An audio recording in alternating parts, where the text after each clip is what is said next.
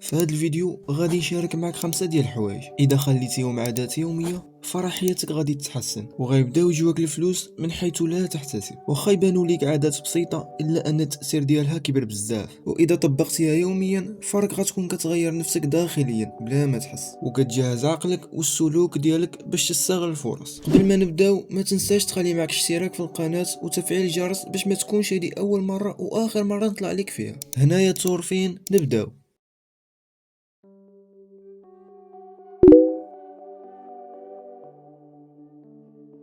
الصباح الوقت ديال البركه والوقت اللي كيتفرقوا فيه الارزاق. اذا تعلمتي تفيق بكري واخا ما عندك لا خدمه لا قرايه فراه هادشي مزيان بزاف وغيخليك شخص مختلف. غيولي عندك وقت كتار وغيكون التفكير ديالك صافي وواضح وراسك ماشي ثقيل ولا مخربق، وغادي تدير بزاف ديال الحاجات بجهد قليل ولكن بجوده اكثر. اذا ولفتي تفيق بكري غتكون اكثر راحه وغتنقص عليك بزاف ديال الضغط، وفوق هادشي الفياق بكري كيخليك فرحان وكتحس بطعم الحياه. هادشي علاش خلي الفياق بكري عاده يوميه وغتحس بواحد الفرق كبير في حياتك، حيت حنا اصلا كون ما كانوش هاد التليفونات والمشتتات ما كناش غنجبروا شي واحد كيتعطل باش ينعس، وغتجبر كلشي كيفيق مع الفجر ولا مور الفجر بساعه ولا بجوج. بمعنى اخر هذا هو الاصل ديالنا، واذا رجعتي ليه غتحس بحياتك كتقاد وغتعرف بالقيمه ديال الفياق بكري.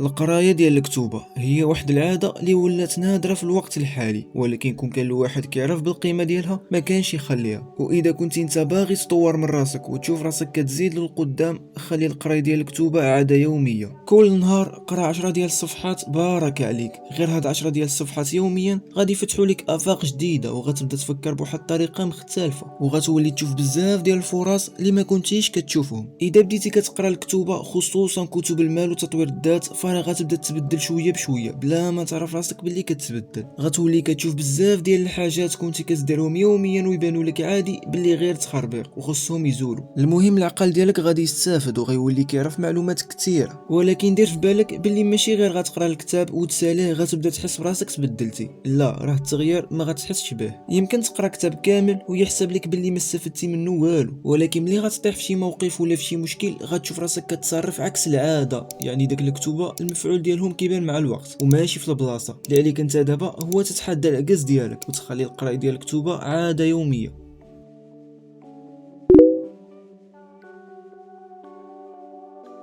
اللغة هي باب رزق كبير وهي اللي غتخليك تدير لراسك واحد البلاصة زوينة في هذا المجتمع ويمكن في العالم كامل. إذا تعلمتي غير الإنجليزية مثلا فراه غتفتح لراسك أبواب متعددة اللي ما كتحسبش، فحال الحصول على شي وظيفة زوينة بصالير زوين. وإذا كنتي شي واحد اللي ما كيحملش الخدمة مع الناس فراه اللغة غتعاونك باش تخدم شي خدمة حرة غير من التليفون ولا من بيسي ديالك، ولا تدير شي محتوى أجنبي اللي غتدخل منه مبالغ زوينة لراسك. المهم اللغة مزيانة بزاف غتعاونك تدير صداقات جديدة مع ناس مختلفة من اماكن وبلدان مختلفة وغتخليك تحصل على بزاف ديال الفرص اللي ما كيتحسبوش. هادشي علاش خصص شي وقت محدد تتعلم فيه يوميا شي لغة وخصوصا الانجليزية. غير ربع ساعة يوميا اذا ركزتي وكان عندك الغرض بصح تتعلم فراه كافية. المهم خليها عادة يومية وغتشوف القيمة ديالها من بعد.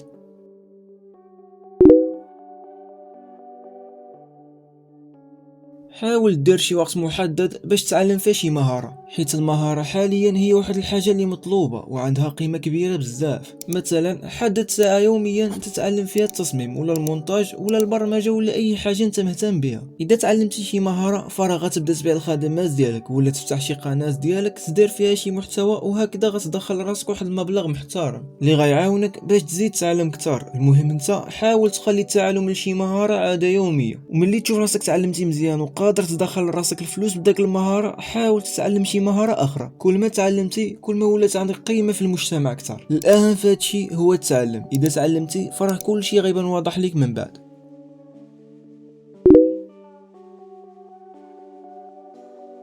هذه هي اهم حاجه في هذا الفيديو، وخليتها هي الاخر باش ما يجيكش الفيديو ثقيل، حيت بنادم ولا غير كيسمع شي حاجه متعلقه بالدين فحال ضربته في قلبه. المهم العباده بصدق غتخليك مرتاح والنفسيه ديالك غتخفاف. وملي كنقول لك العباده بصدق فراه كنقصد الصلاه في وقتها وبالتركيز، القرايه ديال القران بالتركيز وماشي طلع وهبط باش تسالي دغيا. حاول تنضبط في العباده ديالك وتنظمها وغتشوف واحد الفرق خيالي في حياتك. ملي كتكون نيتك صافيه وكتربط العمل ديالك كامل بالرضا ديال الله فراه الخير كيظهر والابواب كتفتح والبركه والرزق كيتزادوا بلا تفسير منطقي. وهذه هضره حقيقيه وماشي خويه، انت جرب وغتشوف كلشي بعينيك. نظم العباده ديالك وخليها عاده يوميه، وانت براسك ما غتبقى فاهم والو، غتعرف بالقيمه ديال العباده مزيان ديك الساعه.